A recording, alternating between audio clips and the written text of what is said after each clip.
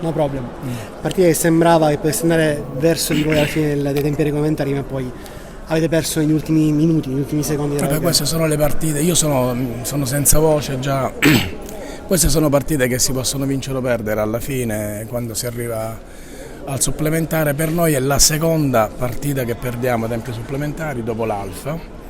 Chiaramente questo ci fa male, ma è anche una condizione di una squadra molto giovane che in momenti come questi quel pizzico di esperienza, di cattiveria in più può fare la differenza.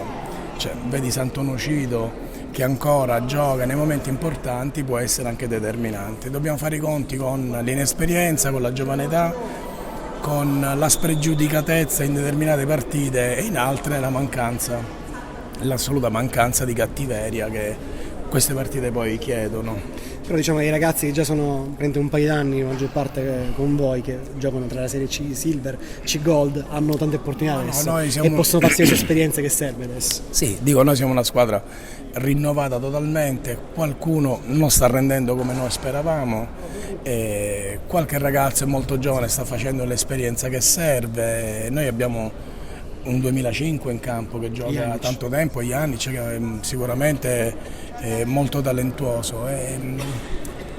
Dobbiamo cercare di lavorare e sperare che oltre alla crescita e al talento di ragazzi molto giovani ci sia anche quel pizzico di cattiveria che in queste partite ti può fare la differenza. Esatto. Va bene, grazie mille coach. Ciao. Alla prossima.